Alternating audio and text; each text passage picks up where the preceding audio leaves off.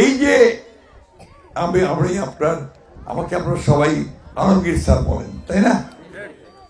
আর কি বলে ঢাকার লোকেরা কয়ে ফখরুল স্যার, ঠিক না? ওবায়দুল কাদের মির্জা ফখরুল, ঠিক না? তো আমার নামটা আসলে আপনাদের কাছে মির্জা আলমগীর হিসাবে পরিচিত, আলমগীর স্যার। তো বয়স্ক মানুষ বলে আলমগীর স্যার, যুবক তরুণ সেও বলে আলমগীর স্যার, আর ওই বাচ্চাটা ছোয়াটা সেও বলে আলমগীর স্যার। তা আমি আপনাদের সকলে আলমগীর স্যার। এই জন্য আমি অনেকদিন কলেজে পড়াইছি, শিক্ষকতা করছি। এই ঠাকুরের কলেজে আমাদের আপনাদের এখানে অনেকেই, এই মাসুদও আমার ছাত্র, ও আমার ছাত্র। আমার বয়স তো অনেক হয়েছে, কম না, 78 বছর বয়স। এই 78 বছর বয়সে আমি রাজনীতিটাই করছি বেশিরভাগ সময়, এবং গত 15 বছর আমি আপনাদের এইসব এলাকায় কম আসতে পারছি। কেন? যে আমি তখন বিএনপির মহাসচিবের দায়িত্ব পেয়েছিলাম, আমাদের ম্যাডাম অ্যারেস্ট ছিল, কারাগারে ছিল, আমাদের তারেক রহমান সাহেব বিলাতে নির্বাসিত ছিলেন। দলটার পুরো দায়িত্বটাই তখন আমার উপর এসে পড়ছে। একদিকে দলের দায়িত্ব, অন্যদিকে আওয়ামী লীগের তারা।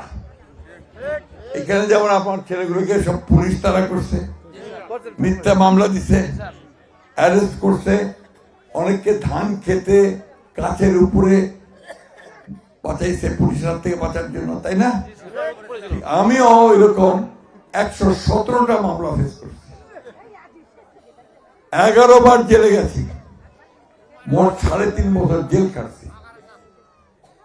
এই একটা ব্যাপারের কারণে আমি আপনাদের এলাকাগুলোতে বেশি আসতে পারি। একটা গ্যাপ হয়ে গেছে না?